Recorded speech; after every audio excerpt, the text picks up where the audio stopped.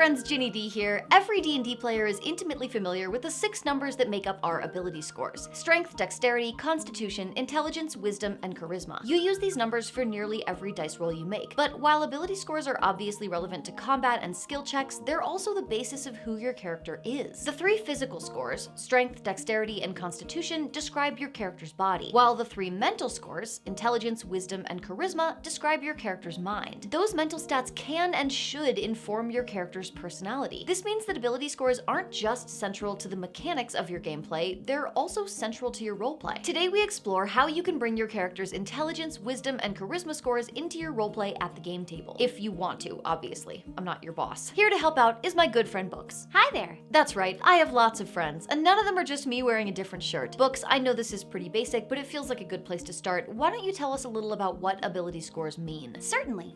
An ability score is not just a measure of innate capabilities, but also encompasses a creature's training and competence in activities related to that ability. So basically, it's a combination of your natural talents and your training. And of course, we need to understand the scale. The player's handbook says a score of 10 or 11 is the normal human average, but adventurers and many monsters are a cut above average in most abilities. A score of 18 is the highest that a person usually reaches. Adventurers can have scores as high as 20. So for example, my intelligence might be a 17 or 18, and yours, Ginny, might be, well, it might even be in the double digits. Hope springs eternal, I guess. Now that we're clear on what ability scores are, let's dive into the first one, intelligence. This is the ability score that I think there's the least confusion about. We all pretty much know what it means to be intelligent. Intelligence measures mental acuity, accuracy of recall, and the ability to reason. An intelligence check comes into play when you need to draw on logic, education, memory, or deductive reasoning.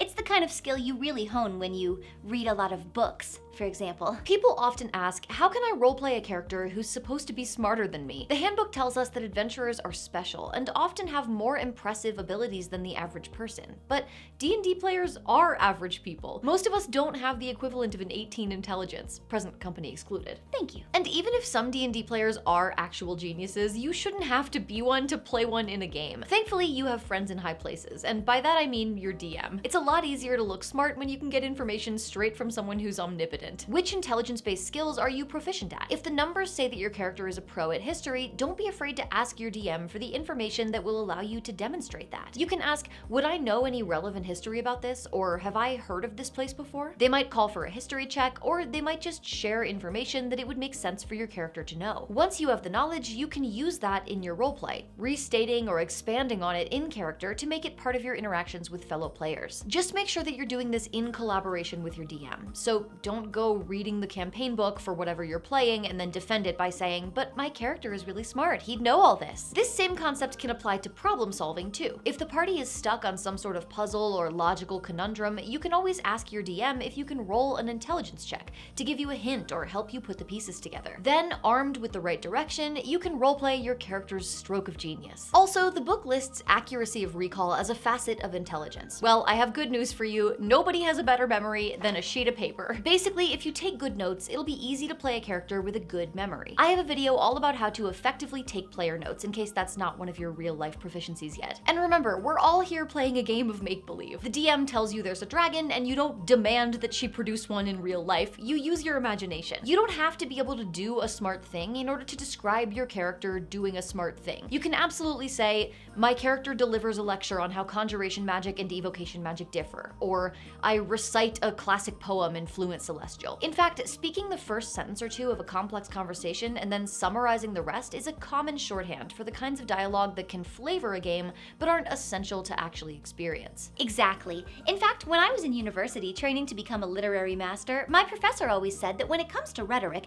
any scholar worth her salt, and then I go on to detail a complex lesson on compositional techniques. I know it might be tempting to use tropes and stereotypes as shorthand for intelligence, but while I think it's okay to use cliches as a starting point, you also want your character to be unique, and there's no one way to be smart. After all, Spock and Hannibal Lecter are both canonically very intelligent, but they have very different personalities and diets. Aren't you gonna tell them about low intelligence? Your specialty. You know, if you think about it, it's kind of depressing that I write these lines for you. But yes, we also need to talk about low intelligence intelligence scores. Theoretically, this should be easier to roleplay than the alternative, but in my experience, the hardest part about roleplaying low intelligence is doing it in a way that isn't extremely annoying to your fellow players. A cartoonishly stupid character can get old fast if you're not careful. We've learned that intelligence in D&D is basically just logic, memory, and education, so it stands to reason that the lower a character's intelligence score, the more illogical, forgetful, and uneducated they should be. When roleplaying a character with low intelligence, you might lean into impulsivity. Maybe they make illogical leaps between thoughts or act without thinking. To indicate poor memory, they could get people's names wrong or ask familiar NPCs if they've met before. You could portray them as uneducated by having them misunderstand or misinterpret scholarly or technical language. Or take specific intelligence-based skills like arcana or religion and go out of your way to make your character particularly ill-informed about them. But just like stereotypes about smart people can reduce your character to a cliche, clumsy roleplay can turn a low intelligence PC into a caricature. You can be low intelligence and still be highly capable and come across well to others. So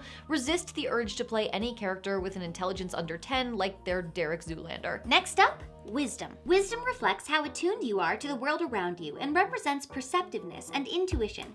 A wisdom check might reflect an effort to read body language, understand someone's feelings, notice things about the environment, or care for an injured person. Not to insult your precious book, but that's about as clear as mud. I made a short a while back about wisdom being a misunderstood stat, thinking I was clearing things up, and instead I just started a bunch of fights. This is, without question, the most poorly understood ability score out of the whole set, and I think it's mostly just because some of the skills they've grouped under this heading don't really make sense together. It's okay, you can just say medicine. It doesn't make any sense! I'm pretty sure they only stuck medicine under wisdom because it made for an even number. People go, oh, D&D is a Middle Ages analog. Medicine was way more about intuition than science, but just because people believed that doesn't mean that that's how it worked. Being observant can be useful in medicine, but it isn't the most important part. And people say, well, healing is magic in this world, but not with the medicine skill. You don't need to be a spellcaster in order to use the medicine skill. It's okay, let it out. This is a safe space. It's fine. I'm fine. And it isn't just medicine either. Plenty of people are excellent at reading body language, for example, but can't interpret animal tracks in the woods, because those are completely different kinds of observation. So while the intelligence and charisma-based skills mostly feel like they complement each other, the wisdom-based skills are a bit more scattered, which makes it difficult to describe wisdom as a single personality trait. The best I can boil it down, it's mainly about paying attention and doing vibe checks. A character with high wisdom trusts their gut, and their gut is usually right. So how do you roleplay that? Thankfully, paying attention is a real-life skill that we can practice on behalf of our characters. When your DM describes something, listen and ask clarifying questions. She said there's a thick coat of dust on the floor. Is it undisturbed? Are there any tracks in it? The DM says the NPC has a dog. Does the dog look happy or nervous? Healthy or underfed? Do the dog and the NPC seem to like each other? Higher wisdom means higher perception, which means you tend to notice things. That's something that you, as a player, also have the power to do. And that applies to people, too. A wise character is a good reader of people, so when you interact with NPCs, take advantage of that. Even if you, the player, aren't catching any hints that an NPC is lying or buttering you up or stalling for time, your character might be able to. Plus, not every DM is a convincing actor, or is even trying to be. So even if the NPC is meant to seem sad or frustrated or eager, you might not be able to reliably read that in your DM's performance, even if your character would be able to identify those emotions. Don't be afraid to ask your DM if you notice anything out of the ordinary, or to ask questions like, do I believe him, or how does her mood seem? They might have you roll insight, or just tell you something that your character would have picked up on. Honestly, I know many people have a tendency to treat an insight check like a lie detector test, but it can be so much more than that. There's even a specific note in the handbook, read it off, books. The DM might call for a wisdom check when you try to accomplish tasks like the following. Get a gut feeling about what course of action to follow. Being observant and having good intuition can apply to practically any situation. Ask, does one of the two paths feel safer? Ask, does anything seem off about this room? If your DM is willing to play ball, you can invoke this skill anytime to create a scenario where your character gets to trust their instincts. If high wisdom is about good judgment and keen perception, then low wisdom means you might be a little too trusting or oblivious. You're the type of character who walks into a room and doesn't notice the bloodstain on the floor because you're distracted by the cool chandelier. Or maybe you trust the NPC when she swears up and down that she has no idea how her wealthy, noble husband ended up dead of poisoning. A low wisdom score doesn't make you stupid, but it could definitely make you naive. A character like that might take things at face value, miss social cues, or default to trusting what they're told, even when you, the player, know that they should probably be questioning it. Which brings us to the last one, charisma. Charisma measures your ability to interact effectively with others. It includes such factors as confidence and eloquence, and it can represent a charming or commanding personality. Charisma can be a bit of a wild card because while it's easy to read charisma simply as charm, deception and intimidation are also charisma-based skills. It's more accurate to call it force of personality, and that force can be positive or negative. Remember, a beholder has 17 charisma, and somehow I doubt that you'd find one very charming if you came face to face with it, or face to eye. That means that role-playing high charisma isn't one size fits all. If you're aiming to create a character who exudes charm, the key is in positive social interactions. Compliment NPCs and other party members, find humor in the jokes they tell, and agree with the things they say. Make sure to ask them questions about themselves. If they believe you're genuinely interested in what they have to say, then they're more likely to reciprocate that interest and warm up to your character. On the flip side, if you want to roleplay a character who is intimidating or commanding, you'll probably want an entirely different demeanor. Instead of agreeing readily, you might challenge the opinions of others with rhetorical questions. Put them on the defensive with questions like, do you really think that's the best course of action? Or what gave you that idea? You might avoid smiling or laughing, as those things make someone seem approachable. I've even read that simply maintaining eye contact and staying silent when others stop speaking is one of the most intimidating things you can do. Don't look at me like that, I'm not done. A high charisma can look like a million different things as long as they have the same result. Basically, social control. You can make people feel the way you want them to feel. When you're persuasive, they see your side. When you're intimidating, they fear you. When you're performing, they're entertained. When you're deceptive, they trust you. And that, once again, means collaborating with your DM. Ultimately, charisma is as much about how you're being perceived as it is about how you act. If a high charisma character winks at a stranger, that stranger might blush and smile. If a low charisma character does the same thing, the result will probably be different. The key is to connect with your DM about what kind of charisma your character has, so they can make sure that the world reacts in kind. That said, just because your DM can facilitate high charisma with NPC responses doesn't mean that sitting back and expecting everyone to like you is good role-playing. Make sure you're giving your DM something to work with here. If you're trying to intimidate a noble into lending you money, don't just say, I intimidate them. Give them a reason. Are you threatening them with violence? You could lend us the money and get it back later, or you could spend that same money on healers after I cut you open for refusing us, and something tells me that you won't get that money back. Or maybe you intimidate them with blackmail. It would be a shame if you didn't lend us the money and I had to tell your lord about the private conversations you've been having with his enemies to the east. Even if you as a player don't sound very intimidating, coming up with something makes it easier for everyone at the table to imagine that you do. Just be creative and try to bridge that gap a little. And what about low charisma?